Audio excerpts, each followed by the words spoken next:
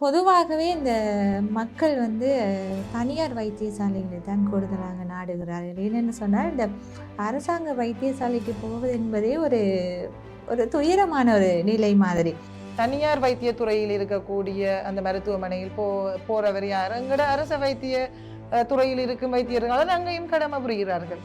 ஆனால் அங்கு பணத்திற்காக உங்களை ஒரு பேஷண்ட் வந்து அவரை சரியா கையாண்டு சிரிச்சு கதைச்சு நாங்க உங்களை எவ்வளவு கேர் பண்ண இயலுமோ நாங்க உங்களை பாப்போம்ன்ற மனநிலையில் அங்க வருது. ஏனென்றால் அங்கு பணம் செலவழிக்கப்படுகிறது. அந்த வடக்கையும் கிழக்கையும் இணைத்து அவர் கிழக்கிலும் இருக்கும் அந்த ஊழல்களை வெளிக்கொண்டு வந்து கிழக்கிலும் கூட அந்த தான் ஒரு ஊழலற்ற ஒரு மருத்துவத்தை வழங்க வேண்டும் என்று சொல்கிறார். கிழக்கில் இருக்கக்கூடிய வைத்தியர்கள் யாராக இருந்தாலும் நீங்கள் ஒரு மக்களுக்காக உங்களது கல்வியை கற்று முடிந்து சத்தியங்களை எடுத்து தான் நீங்கள் வருகின்றீர்கள். யாராவது துணிந்து முன் வரலாம். முன் வருவார்களாக இருந்தால் இங்கு இருக்கக்கூடிய பல ஊழல்களும் வெளியில் ஆதாரபூர்வமாக வரும். மக்களும் தங்கள் இழப்புகளை பொது வழியில் கூறக்கூடிய மாதிரி இருக்கும். இந்த போராட்டத்தை அவர் அணுகும் முறை இருக்கிறது இல்லையா, இந்த முறை வந்து அவ்வளவு பொருத்தமானதாக இல்லை. அவர் அவ்வளவு பக்குவப்பட்ட மனிதராக இல்லை என்ற ஒரு பார்வை இருக்கிறது. சில சமூக ஊடகங்களை பார்க்கும் பொழுது அவர்கள் சில கேள்விகளை சில கேள்விகளுக்கு திக்குமுக்காடி பதில்களை அளித்திருந்தால் அதற்கு அவர் பல காரணங்களை கூறுகின்றனர். ஆனால் சில ஊடகவியலாளர்கள் தேவையற்ற கேள்விகளை கேட்காமல் அந்த நிகழ்வை தொட்டு சென்றிருக்கலாம் என்ற ஒரு கருத்தும் எனக்கு இருக்கிறது.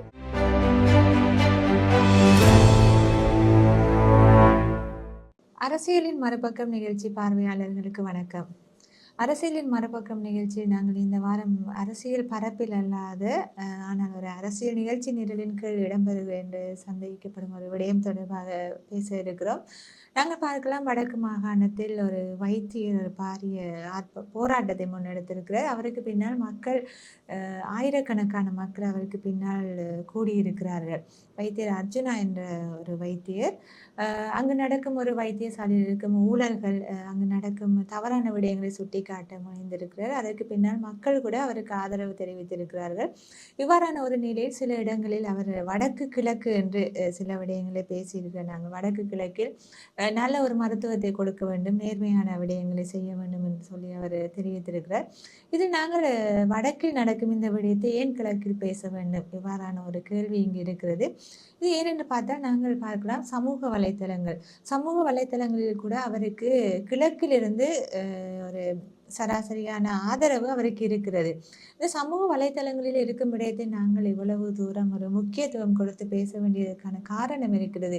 என்னென்று சொன்னால், குறிப்பாக இன்று இந்த சுகாதாரத்துறையில் ஒரு பாரிய மாற்றத்தை ஏற்படுத்தி இருக்கும், பாரிய மாற்றத்தை என்று சொல்ல முடியாது, பாரிய ஒரு பிரச்சனையை ஏற்படுத்தி இருக்கும் இந்த விடயம் ஆரம்பித்தது கூட ஒரு சமூக வலைத்தளத்தில் தான். சமூக வலைத்தளத்தின் ஊடாகத்தான் இந்த வைத்தியர் அர்ஜுனா என்பவர் எல்லோராலும் அறியப்பட்டார் என்பது நம் அனைவருக்கும் தெரிந்த விடயம். இவ்வாறு இருக்கும் பொழுது அவர் சொன்ன விடயம் நாங்கள் பார்க்கலாம், இந்த வைத்தியசாலைகள் என்பது மக்களுக்கு ஒரு நோயை தீர்த்து கொள்ளும் ஒரு இடமாக மாறி இருப்பதை விட ஒரு சுமையாக மாறி இருக்கு என்று சொல்லலாம். மக்கள் வைத்தியசாலைகளுக்கு நோய்க்கு மருந்து எடுப்பதற்கு செல்வதற்கு தயங்குகின்ற ஒரு நிலை தற்போது உருவாகி உள்ளது. அவ்வாறு இந்த மனநிலை, ஒரு வெறுப்பான ஒரு மனநிலை அல்லது வைத்தியத்துறையில் ஒரு விரக்தியான மனநிலையில் மக்கள் இருக்கும் பொழுது இப்படி ஒரு வைத்தியர் ஒரு புரட்சியை ஆரம்பித்திருக்கிறார் என்ற ஒரு விடயத்தை கேட்கும் பொழுது மக்கள் அனைவரும் அவருக்கு பின்னால் நிற்கிறார்கள் அணிதிரண்டு.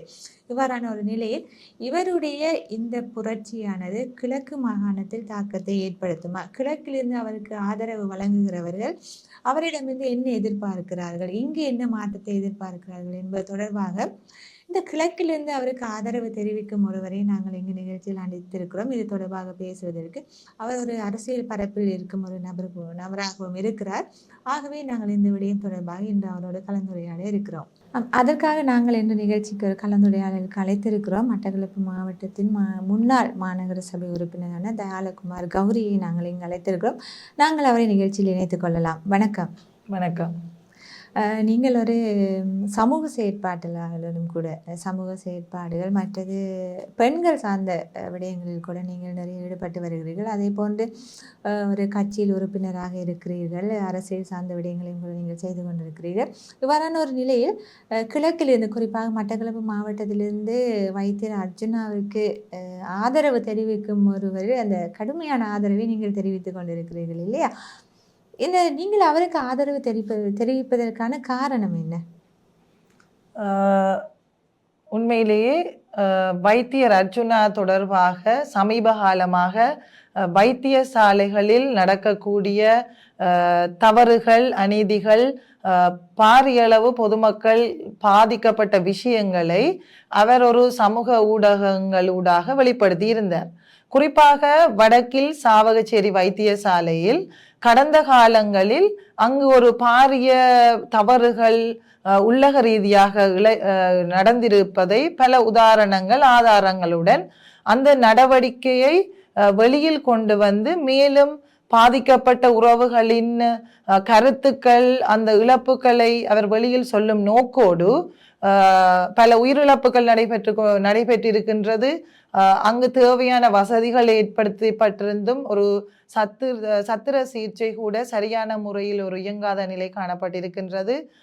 பல துறை சார்ந்த வைத்தியர்கள் அங்கு பல தவறுகள் இழைத்திருக்கிறார்கள். குறிப்பாக தனியார் மருத்துவமனைகளில் அங்கு வேலை செய்யக்கூடிய வைத்தியர்கள் தங்களது கடமை நேரங்களில் தனியார் வைத்தியத்துறையில் கூடுதலான நேரங்களை செலவழித்திருக்கின்றார்கள். அதன் அடிப்படையில் அங்கு வரக்கூடிய, அதாவது மருத்துவத்திற்காக தாங்கள் வைத்தியசாலையை நோக்கி வந்த மக்கள் பாரிய பிரச்சனைகளுக்கு முகம் கொடுத்திருக்கின்றார்கள். ஆகவே இந்த அர்ஜுனா என்று சொல்லக்கூடிய இந்த வைத்தியருக்கு நாங்கள் ஆதரவு கொடுப்பதன் நோக்கம் வடக்கிலோ கிழக்கிலோ நாடு பூராகவும் மருத்துவத்துறையில் பல விதமான தவறுகள் நடப்பதனால், அதாவது உயிரிழப்பு நடந்த ஒரு மனிதரை நாங்கள் மீள பெற முடியாது. ஆகவே மக்கள் மத்தியில் இனி ஒரு நம்பிக்கையான மருத்துவத்தை பெறும் நோக்கோடு வைத்தியசாலைகளை மக்கள் நாடும் பொழுது அவர்கள் சுமூகமாக அந்த நடைமுறைகளை கையாள வேண்டும்.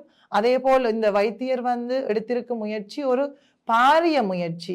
அவர் எடுத்திருக்கும் நோக்கம் ஒரு சிறப்பானதாக அமைந்திருப்பதனால் நாங்கள் அவரது போராட்டத்திற்கு வலி சேர்க்கும் வகையில் எங்களது மட்டக்களப்பு மாவட்டத்திலும் இவ்வாறான தவறுகள் நடந்திருப்பதனால் இனி வரும் காலங்களில் இவ்வாறான தவறுகளை குறைப்பதற்காக இவ்வாறு ஒருத்தர் முன்வந்திருக்கும் பொழுது அந்த சந்தர்ப்பத்தில் மக்களாகிய நாங்கள் அவருக்கு ஆதரவு வழங்க வேண்டிய பாரிய பொறுப்பு எங்களுக்கு இருக்கின்றது. நீங்கள் சொல்வது போன்று அந்த பாரிய பொறுப்பு எல்லோருக்கும் இருக்கிறது. என்னென்னு சொன்னால், இந்த மருத்துவம் என்பது அத்தியாவசியமான ஒரு தேவை. அவ்வாறான நிலையில் அவர் வடக்கில் இருக்கிறார். வடக்கில் இருந்து இவ்வாறான ஒரு ஆர்ப்பாட்டத்தை முன்னெடுத்திருக்கிறார். ஏனென்று சொன்னால், அவர் வடக்கில் பிறந்து வளர்ந்தவர். வடக்கில் உள்ள ஒரு வைத்தியசாலையில் சேவையாற்றி கொண்டிருக்கிறார். இவ்வாறு அவர் அங்கு ஒரு ஆர்ப்பாட்டத்தையோ அல்லது போராட்டத்தையோ மக்களுக்காக முன்னெடுத்திருக்கிறார். அவ்வாறு இருக்கும் பொழுது அவர் சொல்வது போன்று அந்த வடக்கையும் கிழக்கையும் இணைத்து அவர் கிழக்கிலும் இருக்கும் அந்த ஊழல்களை வெளிக்கொண்டு வந்து கிழக்கிலும் கூட அந்த தான் ஒரு ஊழலற்ற ஒரு மருத்துவத்தை வழங்க வேண்டும் என்று சொல்கிறார். அந்த கிழக்கிற்கு அவர் அவ்வாறு செய்வது என்பது எவ்வளவு தூரம் சாத்தியம் என்று நினைக்கிறீர்கள்?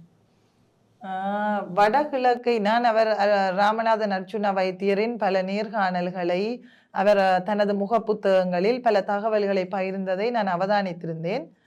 குறிப்பாக அவர் ஒரு தமிழனாக நான் இருப்பதனால் வடகிழக்கில் இருக்கக்கூடிய தமிழர்கள், தமிழ் பேசும் மக்கள் எல்லாம் நான் அவர்களுக்கான கடமையை செய்ய வேண்டும். ஆனால் நான் தமிழன் என்பதனால் தனக்கு அவ்வாறான ஒரு பற்று இருப்பதாக தனது நேர்காணல்களில் அவர் கூறியிருந்தார்.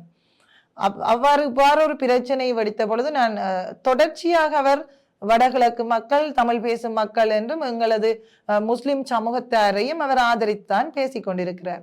இவ்வாறு ஒரு போராட்டம் நடைபெற்று கொண்டு இருக்கும் பொழுது கிழக்கில் இவ்வாறு ஒரு வைத்தியர் வருவாரா அல்லது இவ்வாறு ஒரு புரட்சியை ஏற்படுத்த யாரும் முன் வருவார்களா என்று பல மக்களுக்கு ஆதங்கங்கள், ஆசைகளை தாங்கள் வெளிப்படுத்தி கொண்டுதான் இருக்கின்றார்கள். கிழக்கில் இவ்வாறு ஒருத்தர் உருவாகுவாரா என்பது அது கேள்வியாகவே இருக்கிறது. ஆனால் வடக்கில் தற்பொழுது ஒரு பேசு பொருளாக இவ்வாறு ஒரு பிரச்சனைகளை வெளிக்கொண்டு வந்து இதனால் நியாயமான ஒரு மருத்துவத்துறை எமது நாட்டில் ஒட்டுமொத்தமாக இயங்க வேண்டும் என்பதற்கு அவர் முன்வந்திருப்பதை நாங்கள் இதொரு முன் உதாரணமாக எடுத்துக்கொண்டு இந்த சந்தர்ப்பத்தில் கிழக்கில் இருக்கக்கூடிய மருத்துவம் சார்ந்த உதாரணமாக மட்டக்களப்பு போதனா வைத்தியசாலையிலும் கடந்த காலங்களில் பாரிய மரணங்கள் சம்பவித்தது. சமூக வலைதளங்களில் ஊடகங்கள் வாயிலாக பலர் கருத்து தெரிவித்ததை நாங்கள் பார்த்திருக்கிறோம். கிழக்கில் ஒருவர் வருவாரா என்பது என்னை பொறுத்தவரை கேள்விதான்.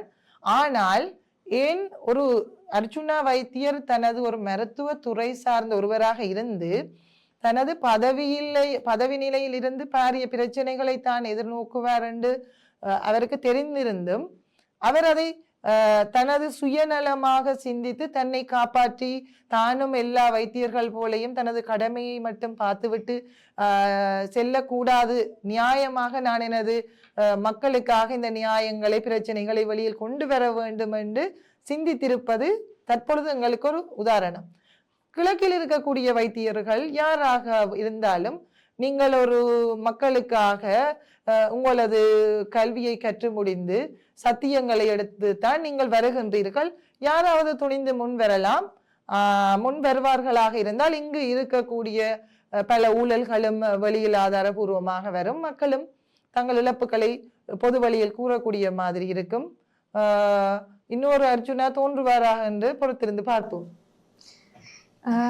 நீங்கள் சொல்வது போன்று இந்த விடயத்தில் நாங்கள் இப்போ வைத்தியர் அர்ஜுனாவை எடுத்துக்கொண்டால் அவர் இப்போ தன்னுடைய பதவி பறி போகும், தான் இவ்வாறான பிரச்சனைகளை எதிர்கொள்ள நேரும், இதெல்லாம் தெரிந்தும் அவர் இந்த மக்களுக்கு அந்த போராட்டத்தை முன்னெடுத்திருக்கிறார் இல்லையா? இந்த போராட்டத்தை அவர் அணுகுமுறை இருக்கிறது இல்லையா? இந்த முறை அவ்வளவு பொருத்தமானதாக இல்லை, அவர் அவ்வளவு பக்குவப்பட்ட மனிதராக இல்லை என்ற ஒரு பார்வை இருக்கிறது. ஏனென்று சொன்னால் இப்பொழுது ஒரு இடத்தில் தவறு நடக்கிறது என்று நாங்கள் தெரியும் பொழுது நாங்கள் முதலில் செய்ய வேண்டியது என்னன்னு சொன்னால் தவறை அதற்குரிய அந்த ஆதாரங்களை சேகரித்திருப்போம். இது ஒரு அடிப்படையான விடயம். அந்த ஒரு விடயம் பிழையாக நடக்குதுன்னு சொன்னால் அதற்குரிய ஆதாரங்களை சேர்த்து எடுத்தால்தான் அந்த தவறை சுட்டி காட்ட முடியும். ஆதாரம் இல்லாமல் எதையுமே நாங்கள் ஒரு சமூகத்தில் சுட்டி காட்ட முடியாது இல்லையா? அந்த விடயத்தை அவர் செய்யாமல் அந்த முகநூல் அவர் என்னென்று சொன்னால் அந்த சமூக ஊடகங்களை நம்பி இந்த விடயத்தில் இறங்கி இருப்பது போன்ற ஒரு பார்வை இருக்கிறது. ஒரு சாரார் அதைத்தான் சொல்லி கொண்டிருக்கிறார்கள். இவ்வாறான ஒரு நிலையில் இந்த சமூக ஊடகம் என்பது திடீரென்று இந்த சமூக ஊடகங்கள் இலங்கையில் தடை செய்யப்பட்டாலோ அல்லது நாங்கள் பேன் பண்ணால் என்று சொல்லலாம், அப்படி ஒரு சூழ்நிலை வந்தால் இந்த வைத்தியர் அர்ஜுனா என்ற ஒரு விடயம் காணாமல் போய்விடும் என்று நினைக்கிறீர்களா? வைத்தியர் அர்ஜுனா அவர்கள் ஒரு வைத்தியத்துறை சார்ந்தவர். குறிப்பாக கடந்த காலங்களில் வடக்கிலோ கிழக்கிலோ இலங்கையில் பல மாவட்டங்களில் பல உயிரிழப்புகள் வைத்திய தரப்பில் உள்ளக ரீதியாக நடந்த தவறுகளால் உயிரிழப்புகள் பல பல காரணங்களை அடிப்படையாக கொண்டு நடந்திருக்கிறது.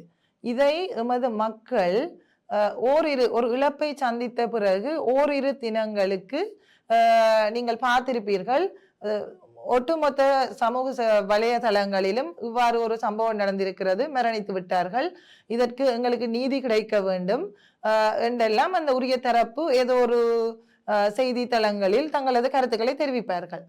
தெரிவித்து கொண்டு 2-3 வாரங்கள் 2-3 மாதங்கள் கழிந்த பின் அந்த குடும்பத்திற்கு ஒரு சில குடும்பங்களுக்கு தாங்கள் சட்ட நடவடிக்கையை தொடர்வதற்கு தங்களிடம் ஒரு பண வசதி இல்லாமல் இருப்பார்கள், அல்லது ஒரு உயிரை தாங்கள் இழந்த பின் இதற்கான நீதி கிடைக்க வேண்டும் என்று குறிப்பிட்ட நாட்களுக்கு அவருக்கு ஒரு ஆதங்கம் இருக்கும், இது எப்படியாவது நாங்கள் இதுக்கான நீதியை பெற வேண்டும் என்று.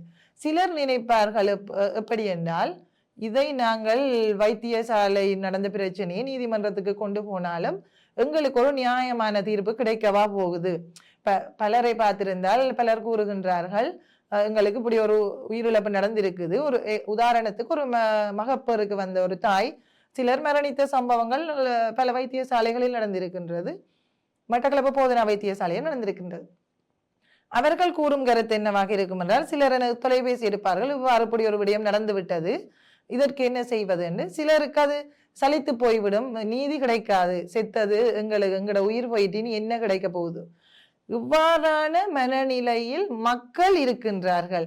காரணம், அவர்களுக்கு அந்த இழப்பின் வலியை சுமந்து கொண்டு மேலும் மேலும் அதை தொடராமல் எங்களுக்கு நீதி கிடைக்காத என்ற மனநிலைக்கு மக்கள் செல்வதனால் வைத்தியத்துறை சார்ந்த பிரச்சனைகளுக்கு நியாயமான தீர்வுகள் கிடைக்காத ஒரு சந்தர்ப்பம் இருக்கின்றது.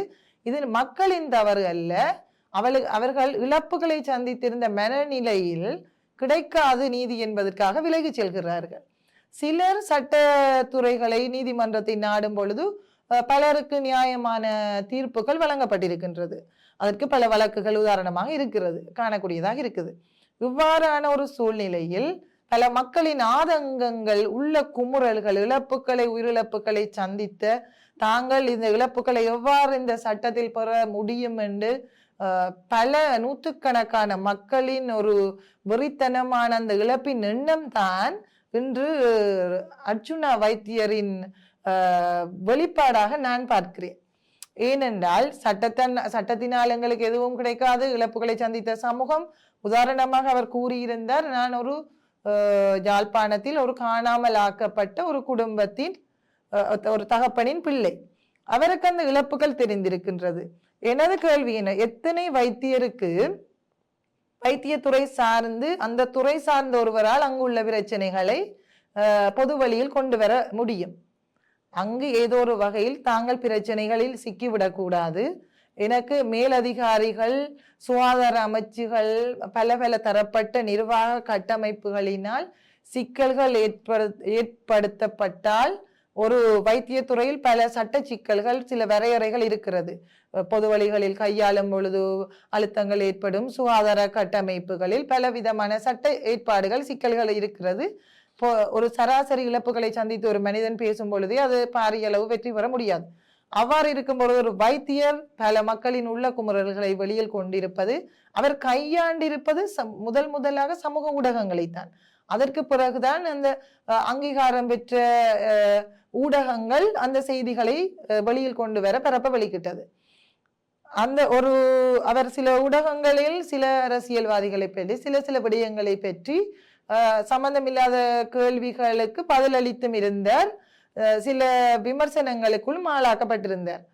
அதில் 2 விடயமாக பார்க்கலாம். அவர் சில விடயங்களை கையாண்டு, இப்படி சில விடயங்களை கதைக்காமல் சுமூகமாக கையாண்டிருக்கலாம். ஆனால் அவர் கூறுகின்றார், நான் இந்த வைத்தியத்துறையில் இருந்தவர், சமூக ஊடகங்களில் நான் தற்பொழுதுதான் இந்த பிரச்சனைக்கு பிறகு நேர்காணல்களுக்கு முகம் கொடுக்கின்றேன். அதனால் சிலர் திட்டமிட்டு சில குழப்பங்களை ஏற்படுத்தியதாக பல கருத்துக்களை கூறுகிறார். ஆனால் அவர் அதை நுணுக்கமாக சரியான முறையில் சில விடயங்களை கையாள வேண்டும். ஏனென்றால் கொண்டு வந்திருப்பது ஒரு பாரிய பிரச்சனை. மக்களுக்கு தேவையான ஒரு எல்லோராலும் எடுத்துரைக்க முடியாத ஒரு சிக்கலை கொண்டு வந்திருக்கிறார். அதனால் மக்கள் முழு ஆதரவாக இருக்கின்றார்கள்.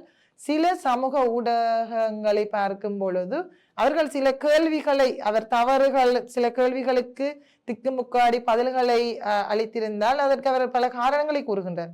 ஆனால் சில ஊடகவியலாளர்கள் தேவையற்ற கேள்விகளை கேட்காமல் அந்த நிகழ்வை தொட்டு சென்றிருக்கலாம் என்ற ஒரு கருத்தும் எனக்கு இருக்கிறது. அப்ப அவரது வைத்திய சொல்வது இந்த தேவையற்ற கேள்விகள், அனாவசியமான கேள்விகள் என்று சொல்லும் பொழுது அதில் நாங்கள் பார்க்கிறோம் ஒரு பார்வை இருக்கிறது. எவ்வாறு என்று சொன்னால், இப்போ வைத்தியர் அர்ஜுனா கூட அந்த நீங்கள் சொன்னது கொண்டு காணாமலாக்கப்பட்டவர்களின் பட்ட ஒருவரின் மகன் என்பது, மற்றது அவர் அந்த யுத்தத்தின் வடு தனக்கு தெரியும், தான் பிறந்தது அம்மா அப்பா என்று சொல்லி அவர் தன்னுடைய பெற்றோரை பற்றி எல்லாம் கூறுகிறார். அதே போன்று எத்தனையோ காணாமலாக்கப்பட்டவர்களின் பிள்ளைகள் எத்தனையோ பதவிகளில் இருக்கிறார்கள், படித்து நல்ல நிலையில் இருக்கிறார்கள். அப்போ அவர்களுக்கும் அந்த வழி தெரியும், நாங்கள் அது இல்லை என்று சொல்லிவிட முடியாது. அதைத்தான் சிலர் சுட்டி காட்டுகிறார்கள். அவர் கையில் எடுத்துக்கொண்ட விடயம் வேறு, ஆனால் அவர் அதற்காக சொல்லும் காரணங்கள் வேறு. அவர் ஒரு அனுதாபத்தை மக்களிடம் எதிர்பார்க்கிறார் என்பது போல் இருக்கிறது இல்லையா அவர் பார்வை? அவர் இப்ப என்னை பொறுத்தவரையில் பல மக்கள் இந்த கேள்வியை தங்கள் பொது வழியில் எழுப்பிக் கொண்டுதான் இருக்கிறார்கள். ஆனால் நாங்கள் என்ன காரணத்தை அடிப்படையாக எடுத்துக்கொண்டோமோ அதிலிருந்து சில நழுவல்கள் சில இடங்களில் தெரிகிறது. அவ்வாறான விடயங்களை விட்டுவிட்டு எடுத்த நோக்கம் சரியாக இருக்குது என்ற அந்த விடயத்தை பல மக்கள் இப்ப நீங்கள் கேட்டது போல் பல பாதிக்கப்பட்ட காணாமல் ஆக்கப்பட்ட பல குடும்பங்களின் பிள்ளைகள் பல துறை சார்ந்து இருக்கின்றார்கள். வைத்தியத்துறை மட்டுமல்லாமல் சகல துறைகளிலும் தவறுகள் நடக்கிறது. இங்கு கேள்வி என்னென்னால் யார் இதை துறை சார்ந்து வழியில் சொல்ல முன் வருகிறார்கள் என்பது பாரிய ஒரு கேள்வியாக இருக்கிறது. எல்லோருக்கும் ஆசை இருக்கும், நியாயமாக வாழ வேண்டும் என்ற கருத்து தங்கள மனநிலைகள் எண்ணப்பாடு இருக்கும். ஆனால் நமது இலங்கை நாட்டில் பல அரசியல் கட்டமைப்புகளுக்குள் சாதாரணமாக ஒரு பொது வழியில் நல்ல கருத்தை சொல்ல வந்தால் தற்பொழுது அமுல்படுத்தப்பட்ட சில சட்டங்கள், அதாவது ஒரு நிகழ்நிலை காப்பு சட்டங்கள், பலவிதமான சட்டங்கள், கடந்த காலங்களில் PTA, TA போன்ற வாரான சட்ட சிக்கல்கள் இருந்த சந்தர்ப்பங்களில் அந்த சட்டங்கள் வடகிழக்கில் இருக்கக்கூடிய மக்களுக்குத்தான் அந்த சட்டங்கள் பாய்ந்தது. பொது வழியில் பொதுவான விடயங்களில் கருத்து சொல்லும் பொழுது அவ்வாறான இந்த கட்டமைப்பில் இந்த யுத்த வடுக்களில் இருந்து மீண்டு கொண்டு வந்த வடகிழக்கு மக்களில் நாங்கள் இழப்புகளை சந்தித்த ஒரு தரப்பாக இருக்கின்றோம். ஏன் மேலும் மேலும் இன்னும் நாங்கள் இழப்புகளை எங்கள் குடும்பத்தில் சந்திக்க கூடாது, எங்கள் வாழ்க்கையை நாங்கள் பார்த்து விட்டு போவோம் என்ற அந்த மனநிலையில் இருக்கும் ஒரு சில தரப்பு தான் அந்த வழியில் சொல்லிக்கொள்ள இயலாமல் இருக்கிறார்கள். காரணம், அவர்களுக்கு விருப்பம் அல்லாமல் அல்ல, இழப்புகளின் வடுக்களை சுமந்த அந்த மனம் மேலும் மேலும் நாங்கள் இதை சந்தித்தால் சிறைவாசம் அனுபவிக்கும் ஒரு நிலைக்கு தள்ளப்படலாம் என்ற அந்த பயத்துல தான் எல்லாரும் கருத்து சொல்ல முன்வாராங்க. இல்லையோ தவிர அர்ஜுனா வைத்தியர் சில விடயங்களை கையாளும் நுட்பங்களை தவறிக்கலாம். ஆனால் இழப்புகளை சந்தித்த அத்தனை ஒரு உறவுகளின் ஒரு மனிதராக பிரச்சனையை வெளியில் கொண்டு வந்திருப்பதற்கு நாங்கள் அந்த பிரச்சனைக்காக இன்று அவர் சில கருத்துக்களை தவறாக அல்லது விளங்கி கொள்ளாமலோ அல்லது சில தூண்டுதல்கள் தனக்கு இருக்கும் அழுத்தங்களால் தான் அந்த சில விடயங்களை நான் இவ்வாறு கதைத்து விட்டேன். சில ஊடகங்கள் அவர் கூறியிருந்தால் ஒரு ஊடகம் தங்களை அந்த பிரபல்யமாக்குவதற்காக சில விடயங்களை சொன்னதால் நானும் அதை தெரியாமல் செய்து விட்டேன் என்று. அவ்வாறான விடயங்களை இனி அவரும் தவிர்த்து கொள்ள வேண்டும். கேள்விகள் யார் எழுப்பினாலும் நான் ஸ்டெடியா இருந்தா அந்த விஷயங்களுக்கு பதிலளிக்க வேண்டும் என்று இல்லை. அவர் சொல்லிவிட்டு செல்லலாம், எனக்கு இதுக்கு பதிலளிக்க விருப்பம் இல்லை என்று. இனி அவர் சரியாக நடந்து கொள்ள வேண்டும். நோக்கம் சரியாக இருக்குது என்பதற்கு அப்பால் நீங்கள் கூறியிருந்தீர்கள் சமூக வலைதளங்கள் சில வேளைகளில் முடக்கப்பட்டால் இதனை எவ்வாறு மக்களுக்கு கொண்டு சேர்ப்பது, அது ஒரு பாரிய ஒரு கேள்வி.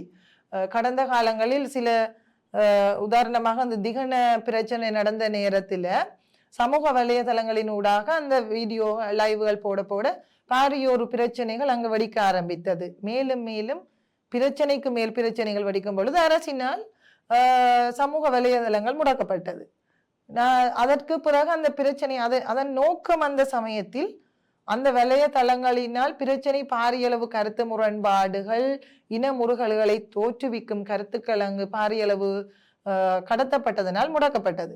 அப்ப அந்த சமூக வலைதளம் என்பது சூழ்நிலை கருதி நல்ல விடயத்திற்காக முடக்கப்பட்டால் அது நல்ல விடயம். தற்பொழுது இந்த வைத்தியர் தொடர்பான பிரச்சனைகளை முடக்கப்பட்டால் மக்கள் தான் இதை எவ்வாறு கையாளுவது. கடந்த காலங்களில் பல போராட்டங்களும் சமூக வலைதளங்கள் இல்லாமல் பாரியளவு நடந்திருக்கிறது. ஆகவே எவ்வாறு நடக்கக்கூடாது என்பதே எனது கருத்தாக இருக்கிறது. இந்த பிரச்சனை குறுகிய காலத்தில் நிறைவுக்கு வர வேண்டும். வைத்தியத்துறையில் நல்ல இறுக்கமான நடைமுறைகளை கையாண்டு எங்கள் மக்கள் ஒரு ஆரோக்கியமான வாழ்க்கை வாழ வேண்டும் என்பதை சிந்திக்க கூடியதாக இருக்கிறது. ஆமா, அதே போன்று இந்த நீங்கள் இப்பொழுது சொன்னது போன்று அந்த அரசியல் கட்டமைப்புகள் என்று சொன்னீங்க. அதே போன்று இந்த வைத்தியர் அர்ஜுனாவிடம் சிலர் கேள்விகள் கேட்கும் பொழுது அவர் தவறுதலாக சில விடயங்களை கூறியிருக்கலாம் என்று சொல்லியிருந்தீர்கள். இந்த விடயங்களோடு நாங்கள் பார்த்தோம் என்று சொன்னால் இதில் ஒரு முக்கியமான ஒரு விடயம் இருக்குது, அந்த பொறுப்பு கூறல் என்று சொல்லி. இந்த பொறுப்பு கூறல் என்னும் பொழுது நாங்கள் இந்த வைத்தியத்துறையிலே பார்த்தோம் என்று சொன்னால் ஒரு தனியார் வைத்தியசாலையில் ஒரு தவறு நடக்குது என்று சொன்னால் அதில் மிக அவதானமாக இருப்பார்கள். என்னென்று சொன்னால் தனியார் வைத்தியசாலையில் ஒரு பொருளுக்கு சேதம் ஏற்பட்டாலும் அவர்கள் அந்த வைத்தியசாலையின் நிர்வாகம் இருக்குது இல்லை, அந்த வைத்தியசாலையின் உரிமையாளர் இருக்குது, அவருக்கு அவர்கள் பொறுப்பு கூற வேண்டும். ஏன் அந்த ஒரு கதிரை உடைந்தது, இந்த கதிரை ஏன் உடைந்தது, அந்த கதிரை திருப்பி எவ்வாறு வாங்குவது, அதற்கு அந்த பணம் எங்கிருந்து எடுப்பது என்ற அந்த பொறுப்பு குரல் இருக்கிறது. இதே ஒரு அரசாங்க வைத்தியசாலையில் அவ்வாறு இல்லை. அது நடந்தால் அது அரசாங்க சொத்து. அது உடைந்து விட்டது. அது யாரும் யாருக்கும் பொறுப்பு கூற வேண்டிய அவசியம் இல்லை. இந்த ஒரு நிலை வந்து அரசாங்கம் சார்ந்த திணைக்களங்களோ அல்லது அரசு அலுவலகங்களிலோ இந்த பொறுப்பு கூறல் என்ற ஒரு விடயம் இல்லாததால் அதிக தவறுகள் நடக்க காரணமாக இருக்கிறது என்ற ஒரு விடயம் இருக்கிறது இல்லையா? இதை வந்து நீங்கள் ஒரு அரசியல் பரப்பில் இருக்கும் ஒரு நபராக எவ்வாறு பார்க்கிறீர்கள்? உண்மையிலேயே பொறுப்புக்கூறல் என்பது தங்களது செயற்பாட்டில் அந்த கட்டமைப்பில் இருக்கக்கூடிய விடயங்கள் அனைத்துக்குமே அந்த ஒரு வைத்தியசாலையாக இருந்தால் அங்கு எங்களது நாட்டை பொறுத்த வரைக்கும் உதாரணமாக சாவகச்சேரி வைத்தியசாலையை பற்றி குறிப்பிட்டிருந்தார். அங்கு தேவையான வளங்கள் இருந்திருக்கின்றது. இவ்வளவு நிதிகள் வெளிநாட்டில் சேகரிக்கப்பட்ட நிதிகள் கூட அந்த வைத்தியசாலையில் போடப்பட்டிருக்கின்றது அபிவிருத்திக்காக. அந்த பழைய அவர்களுடைய புலம்பெயர் தமிழர்கள் கூட தற்பொழுது பல செய்திகளில் பார்க்கக்கூடியதாக இருக்கின்றது. நாங்கள் பல பணங்களை சேகரித்திருந்தோம். இந்த பணங்கள் எல்லாம் எங்கு போனது என்ற கேள்வி. வைத்தியத்துறை அவர் சொல்லியிருந்தார் வைத்தியர் அர்ஜுனா, அந்த சிஸ்டம் என்பது எமது நாட்டில் ஒரு சரியான ஒரு கட்டமைப்பில் கடைபிடிப்பது, அதை மீள் பகுப்பாய்வு செய்வது, அந்த பொறுப்பு கூறல் என்பது ஒரு பாரிய அளவு ஒரு சட்ட எழுத்தளவில் வடிவமைக்கப்பட்டிருக்கிறதோ தவிர நடைமுறை அளவில் அந்த சிஸ்டத்தை கண்காணித்து அங்கு நடக்கும் தவறுகளுக்கு பொறுப்பு கூறும் அந்த இறுக்கமான கட்டமைப்புகள் எழுத்தளவில் மாத்திரம்தான் இருக்கிறது. அவ்வாறு ஒரு தனியார் வைத்தியசாலையில் அந்த பணத்தை போட்ட அந்த வைத்தியர், அதாவது அதை நடத்தும் நிர்வாகத்தினருக்கு அங்கு தாங்கள் சொந்த பணத்தை போட்டிருக்கின்றோம் என்ற மனப்பாங்கு, அதில் தவறு நடந்தால் அதை நாங்கள் திருத்திக் கொள்ள வேண்டும், தவறு நடக்கக்கூடாது என்பது, ஏனென்றால் காசு நாங்கள் சொந்தமாக உழைத்து போட்டது என்ற மனநிலை இருக்கிறது. அதே நேரம் அரசு வைத்தியசாலை எனும் பொழுது இது அரசாங்கத்தினுடைய காசு தானே, இது ஒரு தனியார் யாரோ ஒருத்தர் அங்க சேர்த்து கொண்டு எங்கட அபிவிருத்திக்கு தந்திருக்கிறாங்க என்ற அந்த மனநிலை இருக்கிறதுன்னா அது பொது சொத்து. வைத்தியசாலையாக இருக்கட்டும், வேறு வேறு அலுவலகங்களாக இருக்கட்டும், எங்கள் அலுவலக ஊழியர்களின் மனநிலையில் பொது சொத்து என்றால் நாங்கள் எப்படி என்றாலும் பயன்படுத்திட்டு போகலாம் என்ற அந்த மனநிலை, அந்த மனநிலை மாற வேண்டும். இப்ப தனியார் துறையில் இருக்கக்கூடியதற்கு பெறுமதி இருப்பதென்றால் அரச ஒரு சொத்துக்கு பெறுமதி இல்லை என்ற மனநிலை மாற வேண்டும். அந்த மனநிலையை மாற்றுவதற்கு சட்டங்கள் இறுக்கமாக அந்த கண்காணிப்பினூடாக அந்த சிஸ்டம் சேஞ்ச் என்றவர் தெளிவா சொல்றார். அந்த ஒவ்வொரு விடயங்களை கண்காணித்து பகுப்பாய்வு செய்து ஒவ்வொரு வருடமும் அவர்களது அந்த விடயம் தொடர்பான மீளாய்வுகள், உரிய கட்டமைப்புகள் செய்யும் ஒரு இறுக்கமான சட்ட நடைமுறைகள், சுகாதார அமைச்சு தொடர்பாக நாட்டில் இறுக்கமான சட்டங்கள் கையாளப்படும் பொழுது ஒரு அரச உத்தியோகத்திற்கு ஒரு பயம் வரும்.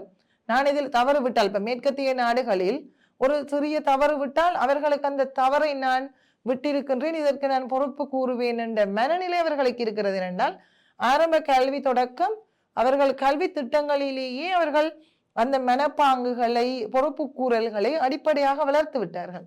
எங்களது நாட்டில் பொறுப்பு கூறல் என்பது தேவைப்பட்டால் பொறுப்பு கூறுவேன், யாரும் ஒருவரை மாட்டி விட இயலும் என்றால் அரச சொத்துக்கு பங்கம் விளைவித்தார் என்ற ஒரு சட்ட சிக்கல்களை கொண்டு வந்து கைது நடவடிக்கைகளை மேற்கொள்கிறார்கள். உதாரணமாக நான் சொல்கிறேன், இப்ப சமீப காலமாக ஏதோ ஒரு பாதிக்கப்பட்ட சமூகம் தங்களது ஒரு ஆர்ப்பாட்டங்களை, கண்டனத்தை பொது வழியில் சொல்ல வருகிறது. அது உதாரணமாக பாரி ஒரு போராட்டம், அறகலையை சொல்லலாம். நாங்கள் எங்கள் வடகிழக்குகளில் சில போராட்டங்களை பொது வழியில் உரிமை சார்ந்து நடத்துகிறோம். அதில் சில சந்தர்ப்பத்தில் வீதிகளை நாங்கள் தற்செயலாக ஆதங்கங்களை வீதிகளுக்கு வந்து விடுவோம். வீதிகளை மறைக்கும் பொழுது அல்லது ஒரு சில ஆர்ப்பாட்டங்களை சிலர் கல்லெறிந்த மாதிரி சந்தர்ப்பங்கள் எல்லாம் நடந்திருக்கிறது. அப்ப அவ்வாறான நேரங்களில் அரசினால் போலீஸ் அதிகாரிகளுக்கு பணிக்கப்பட்டு தேவையான உரிமை சார்ந்த விடயங்களை செய்யும் பொழுது ஒரு சிலர் தவறு இழைக்கிறார்கள். பொது சொத்துகளுக்கு பங்கம் விளைவித்தால் எல்லாம் தவறுதான். அந்த வீடியோகளை, செய்திகளை வடிவாக ஜூம் பண்ணி யார் இந்த சொத்துகளுக்கு கல் எறிந்தார் என்று தேவையான ஆதாரங்களை திரட்டி ஒரு சிஐடி தேவையான ரிப்போர்ட்டை போலீஸ் தரப்புக்கு கொடுக்கிறார். அங்கு சட்டம் எவ்வாறு பாய்கிறது என்று பார்த்தால், அந்த ஒரு நபரை கைது செய்வதற்கு பொது சொத்துக்களை பங்கம் விளைவித்தார், வீதியை மறைத்து போக்குவரத்துக்கு தடை ஏற்படுத்தி போராட்டங்களை நடத்தினார் என்று வாரான விடயங்களை சுட்டிக்காட்டி தண்டனைக்கு உட்படுத்தும் அளவுக்கு ஆளாகப்படுகிறார் தானே. அப்பொழுது இருக்கும் சட்டம் தான் அந்த பொது சொத்துக்களை பங்கம் விளைவித்தார் என்ற சட்டம் பாயுதென்றால் சட்டம் தெளிவாக இயற்றப்பட்டிருக்கின்றது. ஆனால் இந்த உயர் அதிகாரிகள் கீழ்மட்டம் மேல்மட்டம் சிக்கல்கள் வராமல் தனக்கு தேவையான மேலதிகாரியை நான் பகைத்துக் கொள்ளக்கூடாது என்று சொத்துக்களை உடைத்தாலும் காட்டிக் கொள்ளாமல் தங்களது நிர்வாக கட்டமைப்பை நடத்தி கொண்டிருக்கிறார்கள். அரசாங்க வேலை மட்டும்தான் பெறுமதியான அரசாங்க சொத்துக்கள் பெறுமதியற்றவை. இவ்வாறான ஒரு நிலைதான் காணப்படுகிறது.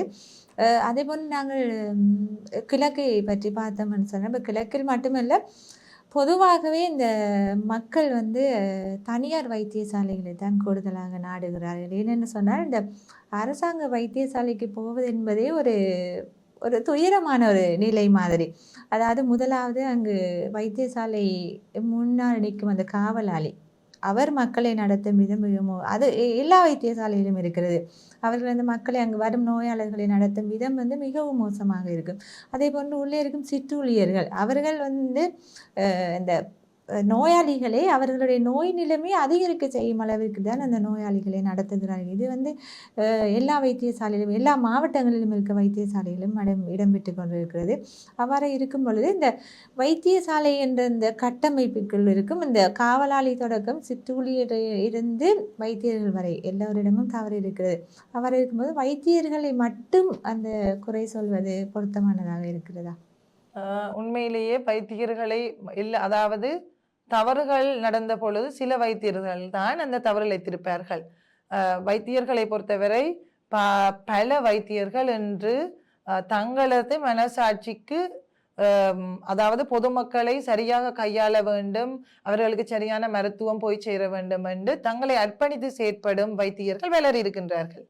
இவ்வாறு இருக்கும் பொழுது இந்த வைத்தியசாலை கட்டமைப்பில் இப்ப நீங்கள் கேட்டிருந்தீர்கள், அங்கு இருக்கும் காவலாளிகளின் மனநிலை எவ்வாறு இருக்குது என்றால், தங்களுக்கு வேற ஏதோ சிலர், அதாவது பலர் அந்த சூழ்நிலைகளை ஒரு பாதிக்கப்பட்டு ஒரு வைத்தியசாலையில் ஏதோ ஒரு நோய் வாய்ப்பட்டிருக்கும் ஒரு பொது மகனை அவரது குடும்பத்தார் அந்த பல வழிகளோடு, ஒருத்தர் பெரிய ஒரு வசதி படைத்தவராக இருப்பார், சிலர் அந்த வைத்தியசாலைக்கு தாங்கள் சாப்பாடு கொண்டு வரும் பொழுது அல்லது மருந்து மாத்திரைகளோ அவர்களை பார்வையிட வரும் பொழுது பல ஒரு அழுத்தமான ஒரு மனநிலையில் பாதிக்கப்பட்ட ஒருவராகத்தான் எந்த ஒரு மனிதனுக்கும் ஒரு நோய்வாய்ப்பட்டவுடன் அவர் பாதி தான் ஒரு பல மனநிலை அழுத்தங்களுக்கு உள்ளானவராக இருப்பார்.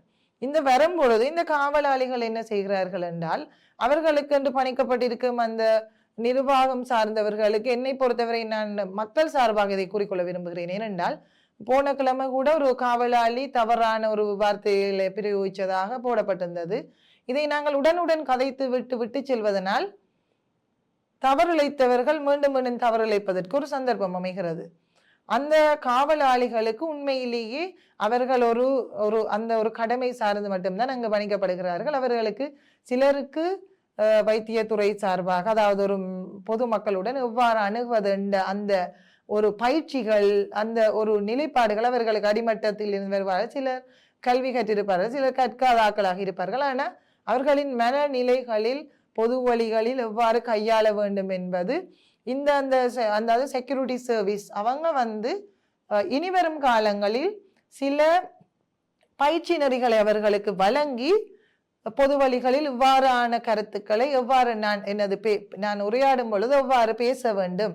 ஒருவர் சில வேளை சும்மா எல்லாரும் பார்க்கறதுக்கு ஹாஸ்பிட்டலுக்கு வந்து கொண்டிருப்பாங்க, சிலர் அவசரமா ஒரு சில விடயத்தை உள்ளுக்குள்ள நாங்க சொல்லியாக வேணும். ஒரு சில டைமுகள், சாப்பாடு டைமை விட சில இடப்பட்ட டைமுகள்ல சிலர் ஒரு அவசரமாக ஒரு சில விடயத்தை கதைக்க இல்லாம இருக்கின்ற காவலாளிகள் எல்லாம் கதைக்க தெரியாத ஒரு ஆக்கள் என்ற ஒரு மனநிலைக்கு தள்ளப்பட்டுட்டாங்க.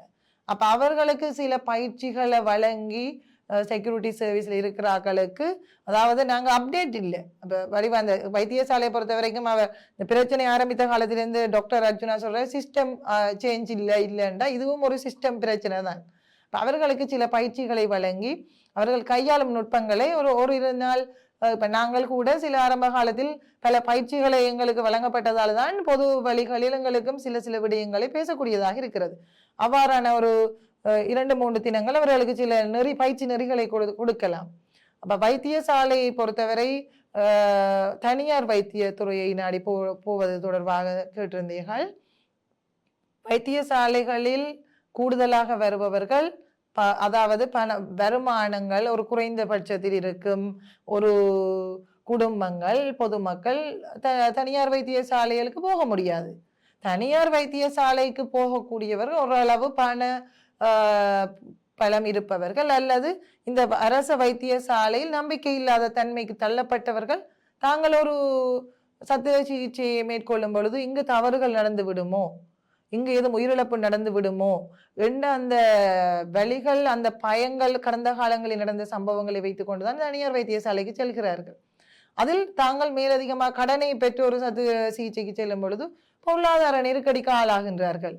ஆகவே இந்த அரச வைத்திய துறைகளில் பாரிய அளவு ஒரு இறுக்கமான நடைமுறைகள் கையாள படமாக இருந்தால்தான், அதாவது பணம் கூடுதலாக இருப்பது தனியார் வைத்தியத்துறையினால நாங்கள் அது ஒரு தனி நபரின் விருப்பம், அது அவர்கள் செல்லலாம், நாங்கள் அதை கூற முடியாது என்று சில சாலையை நான் பெயர் குறிப்பிட்டு சொல்ல முடியாது. தனியார் வைத்திய துறைகளிலும் தவறு நடந்திருக்கிறது.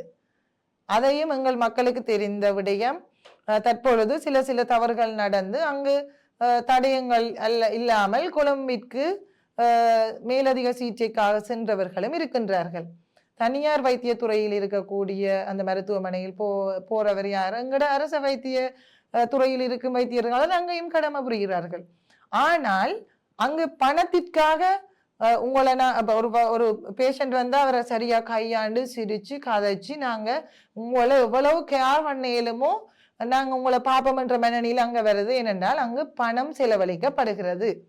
இதே வைத்தியர் தானே அரச வைத்திய துறையிலையும் தனியார் வைத்திய துறையிலையும் ஒரே ரொட்டேஷன்ல இருக்கிற ஆட்கள் தான் அங்கேயும் வேலை செய்யறாங்க. அப்ப அங்கே வைத்தியர்களின் மனநிலையை நாங்கள் பிரித்து பார்த்தால் அரச வைத்திய துறையில் சைன் அப் பண்ணிட்டு சில கேஸை தான் நான் பார்ப்பேன்.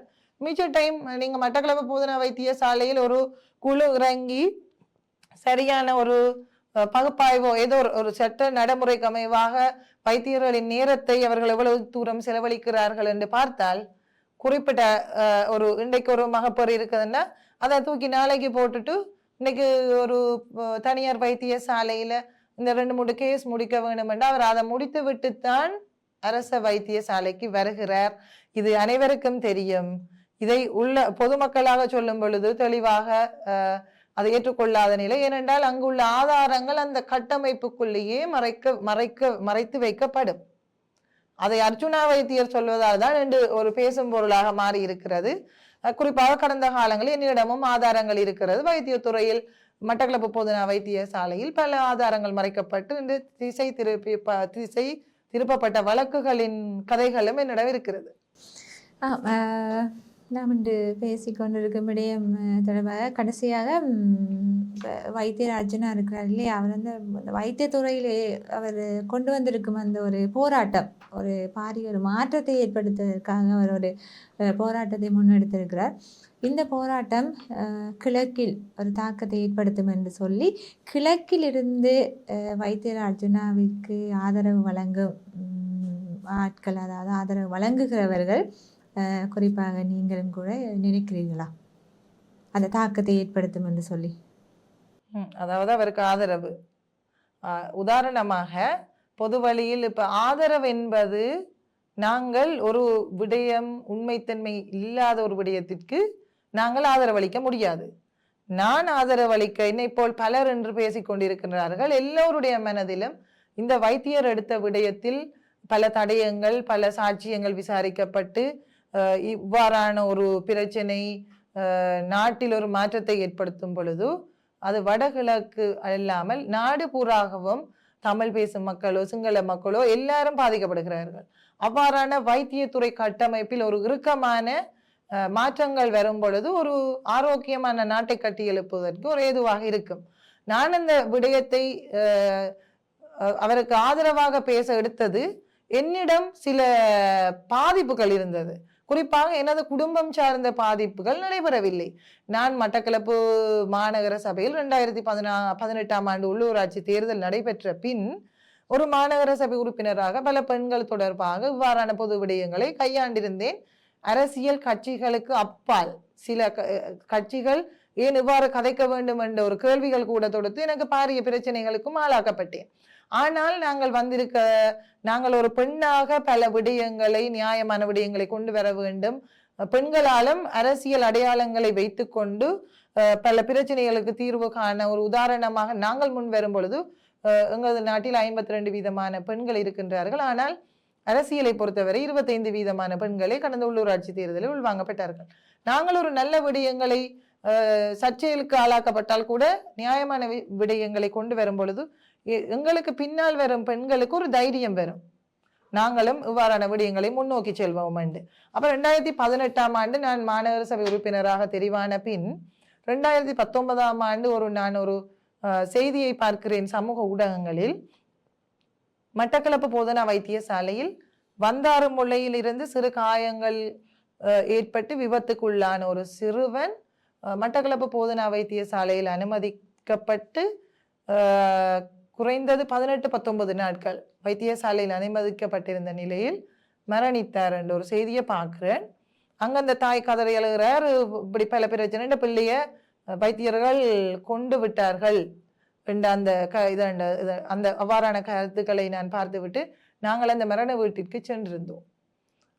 அந்த சமயத்தில் நாங்களும் ஒரு அரசியலுக்கு வந்த ஒரு இதாவது ஒன்றை நாங்கள் நியாயத்தை கதைக்க வேண்டும் என்ற ஒரு ஆர்வ கோளாறு எங்களுக்கு இருந்தது. நியாயத்தை கதைக்க வேண்டும் என்ற ஒரு எண்ணம் இருந்தது. எங்களுக்கு பின்னால் பல பெண்களும் வந்திருந்தார்கள். அந்த சிறுவனின் மரணம் தொடர்பாக அவர்கள் வீட்டு போகும் பொழுது இறுதியில் அங்கு சென்று பார்த்தால் அந்த தாய் தெளிவாக கூறியிருந்தார், என்ற பிள்ளை சின்னொரு காயத்துக்கு ஆளாகி மட்டக்களப்பு போதனா வைத்தியசாலைக்கு அனுமதிக்கப்பட்டது.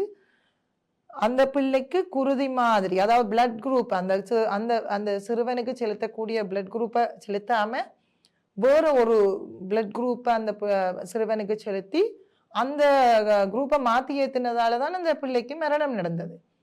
அப்ப அந்த சிறுவன் 2019 3ஆம் மாதம் 1ஆம் தேதி அனுமதிக்கப்பட்டிருந்தார். 2019 3ஆம் மாதம் 19ஆம் தேதி சிறுவன் மரணித்தார். அப்ப இடையில் பல சிகிச்சைகள் நடைபெற்றது. அந்த சிறுவனின் தாய்க்கு சந்தேகம் ஏற்பட்டது. வைத்தியசாலையில் பேசும் சில விடயங்கள் தாய்க்கு ஒரு அச்சத்தை ஏற்படுத்தியது. எனது பிள்ளைக்கு ஏதோ தவறான ஒரு வைத்தியம் பார்க்கப்பட்டுள்ளது என்று.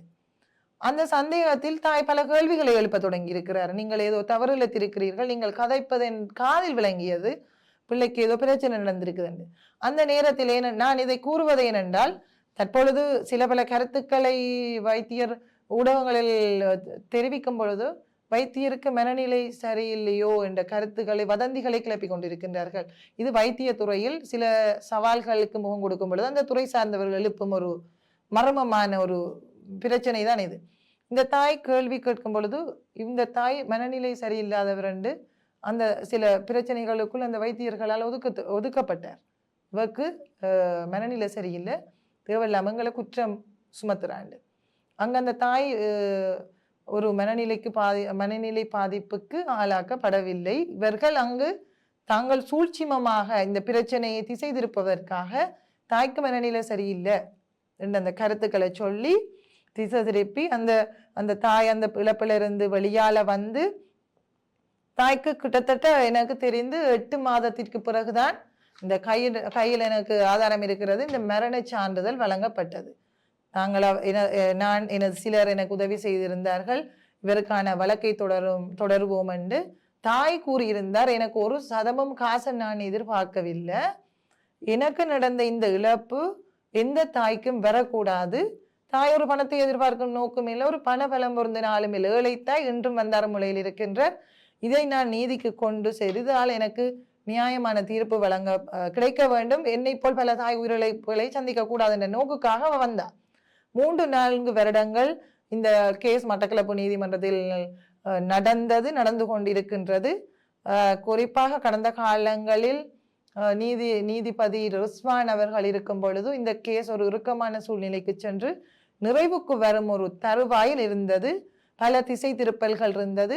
தாய்க்கும் எனக்கும் ரோங்கோல். அந்த நேரம் 2019 இந்த பிரச்சனை வழக்கு தொடர்ந்த பிறகு நான் என் வீட்டுல நித்திர கொள்ளல. என்னண்டா பல தவறான தொலைபேசி அழைப்புகள் வந்தவுடன் எங்கள் வீட்டில் பயம் ஏற்பட்டது. எங்கட அப்பா சொல்லிட்டார், உன்னால பெரிய பிரச்சனை வரப்போகுது, நீ இந்த வீட்டுல உன்னை வச்சிருக்க இயலாது போன்ற அளவுக்கு பிரச்சனை வீட்டை வந்துட்டு. இப்ப நான் வீடு மாறி நித்திர கொண்ட சந்தர்ப்பம் இருக்குன்னா ஹாஸ்பிட்டல் ஸ்ட்ரைக் அடிக்க வலிக்கிறது. இவங்க என்னண்டா கட்டமைப்புக்குள்ள பிரச்சனை வந்தாங்க, தடயங்களை திசை திருப்புறத்துக்கு ஒரு விடயத்தை கையாளுவாங்க, ஸ்ட்ரைக் அடிக்கிறன்ற உடனே இனி ஒட்டுமொத்தமா அந்த ஹாஸ்பிட்டல் ஸ்ட்ரைக் அடிச்சோடனே பிரச்சனையை டைவர்ட் பண்ணலாம் தானே. அப்ப அவ்வாறான சந்தர்ப்பத்தில் ரிஸ்வான் ஜட்ஜ் அவர்கள் நீதிமன்ற வழக்குகள் சென்று கொண்டிருக்கும் பொழுது ஒரு கட்டத்தில் வைத்தியர்களை நீதிமன்றத்துக்கு ஆஜர்படுத்துமாறு கூடியிருந்தார்.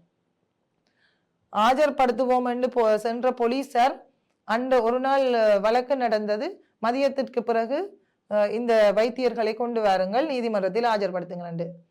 வைத்தியர்கள் வரவில்லை. போலீசார் கூறியிருந்தார்கள் வைத்தியர்களை 2010, 11, 12 காலப்பகுதியில் ஒரு சுற்று நிரூபம் வெளியானதாம், வைத்தியர்களை நீதிமன்றத்திற்கு அழைத்து வர முடியாது என்று.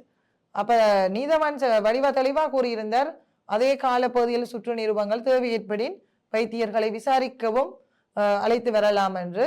அவர் இருந்த காலங்களில் ஒரு 2 தாதியர்கள் மாத்திரமே அந்த வழக்கிற்கு தொடர்ச்சியாக வருகை தந்திருந்தார்கள். அதாவது தெளிவாக ஜட்ஜ் கூறியிருந்தார், தாமதித்த நீதி மறுக்கப்பட்ட நீதியாக போய்விடும், அதற்கு முதல் நான் இதை முடிக்க வேண்டும் என்று பல முயற்சிகள் எடுத்து தற்பொழுது சிஐடிக்கு பாரப்படுத்தி அவ்வாறு திசை திருப்பல்கள் நடந்திருக்கிறது. மரணத்திற்கான காரணத்தை 9 மாதத்திற்கு பின் தான் அந்த டெத் சர்டிபிகேட்ல காரணம் போடாமல் தர முயற்சித்த பொழுது அந்த சிறுவனின் தாயும் நாங்களும் எழுத்து வடிவில் வடிவாக கொடுத்திருந்ததற்கு பிறகு அந்த சிறுவனுக்கான மரண சான்றிதழ்கள் தெளிவாக காரணம் போட்டு தந்திருந்தார்கள். வழக்கு கோப்பிகள் தேவையான ஆதாரங்கள் எல்லாம் இருக்கிறது. நீதிமன்றத்தில் இன்னும் அந்த வழக்கு முற்றுப்பெறாமல் திசை திருப்பப்பட்டு கொண்டிருப்பதனால் நாங்கள் அந்த சட்ட வழக்கு கோப்பிகளை நாங்கள் பொது வழியில் பேச முடியாது. ஆனால் ஆதாரங்கள் இந்த தற்பொழுது இருக்கின்றது. இந்த டெத் சர்டிபிகேட்டை நான் காட்டி கதைக்கலாம். அதுல மரணத்திற்கான காரணம் இந்த தெளிவா சொல்லப்பட்டிருக்குது. இதுல உங்களுக்கு பார்க்கலாம், பொருத்தமற்ற குருதி வகையை விபத்துக்குள்ளான இச்சிறுவனுக்கு உட்செலுத்தியதால் இதயம் செயலிழந்து மரணம் சம்பவித்துள்ளது. பொருத்தமற்ற குருதி வகை உட்செலுத்தப்பட்டதால் வந்தார் இந்த சிறுவண்ட மரணம் நடந்ததாக, அந்த சிறுவண்ட அந்த பிளட் குரூப்பை மாத்தி ஏத்தினால நடந்ததாக இந்த தெளிவாக கொடுக்கப்பட்ட ஆதாரம் இருக்கு. இந்த கேஸ் திசை திருப்பி இன்றைக்கு போய்கொண்டிருக்கிறது. இவ்வாறான பிரச்சனைகள் மேலும் மேலும் எத்தனை பேருக்கு பொது வழியில் நீதிமன்றங்களை நாடும் தைரியம் பெறும் என்று எனக்கு தெரியாது. ஒன்றை மட்டும் நான் பொதுமக்களுக்கு தெளிவாக கூறுகின்றேன், இன்னும் ஒரு அர்ச்சுனா பலிக்கடாவாக பட்டு கொண்டிருக்கின்றார். தற்பொழுது அர்ச்சுனா என்ற வைத்தியர் நல்ல நோக்கத்திற்காக பொது வழியில் உள்ள ஆதாரங்களை பிரச்சனைகள் சொல்லி பலிக்கடாவாக்கப்பட்டிருக்கின்றார். இன்னும் ஒரு அர்ச்சுனா வர வேண்டும், கிழக்கிற்கு ஒரு அர்ச்சுனா வருவாராக என்ற சிந்தனை உங்களது ஆதங்கங்கள் இருப்பவர்கள் இனி வரும் காலங்களில் ஒரு தவறு நடக்கும் பொழுது உயிர் போய்விட்டது, நீதி கிடைக்காது என்ற மனநிலையில் இருந்து ஒவ்வொரு மனிதனும் தாங்கள் முகம் கொடுத்த பிரச்சனைகளுக்கு தீர்ப்பு கிடைக்க வேண்டும் என்று நீதிமன்றங்களை ஒவ்வொரு மக்களும் பொதுமக்கள் நாட வேண்டும். நீதிமன்றங்களை ஒன்றுக்கும் மேற்பட்டவர்கள் 10, 100, 500 இவ்வாறு பல மக்கள் நீதிமன்றங்களை சட்டத்தை நாடும் பொழுது வைத்திய துறையில் ஒரு பாரிய இறுக்கம் வரும். தவறுகளை நாங்கள் விட்டால் நீதிமன்றத்திற்கு ஒரு குற்றவாளியாக ஆளாக்கப்பட்டு நாங்கள் கைகட்டி நிற்க ஒரு சந்தர்ப்பம் வரும் என்ற ஒரு இறுக்கம் வரும். மக்கள் ஒவ்வொருத்தரும் தற்பொழுது இந்த பேசு பொருளாக இருக்கிற விடயம் நாளையோ வார மாதமோ அப்படியே அமர்ந்து விடாமல் பாதிக்கப்பட்ட ஒவ்வொரு தரப்பரும் நீதிகளை நாடும் பொழுது ஒவ்வொரு அர்ஜுனா இன்று வந்தது போல் நாளை யாரும் ஒருத்தர் பாதிக்கப்படாமல் தண்ட தொழிலையோ தண்ட ஒரு கடமைகள்ல இருந்து துறை சார்ந்தவர்கள் என்று வந்திருப்பதை உதாரணமாக எடுத்து ஒவ்வொரு மக்களும் பொறுப்பாக செயற்பட்டால் பாரிய ஒரு மாற்றத்தை நாடுபுறாக ஏற்படுத்தலாம். வைத்தியர் அர்ஜுனா கையில் எடுத்திருக்கும் இந்த விடயம் மருத்துவத்துறையில் ஒரு பாரிய ஒரு பிரச்சனையாக இருக்கிறது. இந்த வைத்தியர் அர்ஜுனாவின் இந்த போராட்டமானது வடக்கில் தற்பொழுது பாரிய மாற்றங்களை ஏற்படுத்தியிருந்தாலும் கூட அது கிழக்கில் தாக்கத்தை செலுத்துமா இல்லையா என்பதை நாங்கள் பொறுத்திருந்து தான் பார்க்க வேண்டும். இன்று நம்முடைய அழைப்பு ஏற்று நிகழ்ச்சியில் கலந்து கொண்டிருந்தமைக்கு நன்றிகள். நன்றி. மீண்டும் மற்றொரு அரசியலின் மறுபக்கத்தில் சந்திக்கலாம். அதுவரை நன்றி, வணக்கம்.